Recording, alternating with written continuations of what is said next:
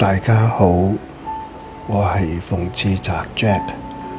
8月中嘅時候，我再次踏上聖雅各朝聖路 Camino 嘅旅程。上次已經係2年前，我係由西班牙北邊嘅 Faro 出發去向南行112公里，去到呢個 Santiago de Compostela 呢個城市。呢條路簡稱英國之路。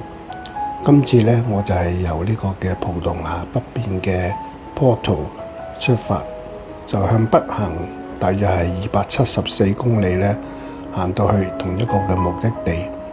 對我嚟講，呢個係一個屬靈嘅旅程，所謂叫做 spiritual journey。喺寧靜嘅郊野步行當中，與神同行，讓到上帝親自對自己說話。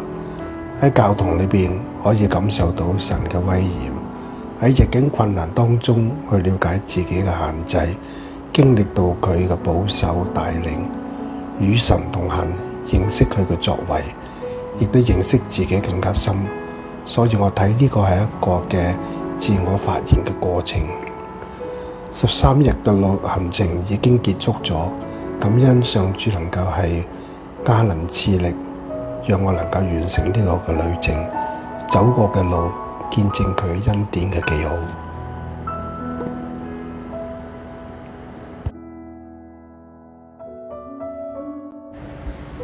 後生嘅時候，時時都問一個問題：點樣明白神嘅心意呢？人生路係應該點樣走落去呢？今次再行呢個聖雅各之路，多咗一啲嘅了解。大致嚟講，整段274公里嘅路呢，沿途嘅路標呢都好清晰嘅。每到路口呢，一定會見到呢係藍底白色嘅箭嘴，係好搶眼嘅。不過可能因為私有產權嘅問題呢，又或者可能係日久失修啊咁樣，一啲嘅標誌呢，佢係刻喺一啲呢唔係好顯眼嘅位置，又或者可能個顏色係會偏淡，係唔容易察覺。更有原因呢，係沿途呢風景實在太吸引，過咗個路標呢亦都唔知道。還好呢，我就不時呢都係有呢個手機睇呢個 Google Map。咁呢個 Google Map 真係我一個嘅良伴。每隔10幾分鐘，我就必定呢係會去確認一下而家個位置喺邊一度，偏離咗就會走回頭。尋求神嘅心意呢，亦都係一樣。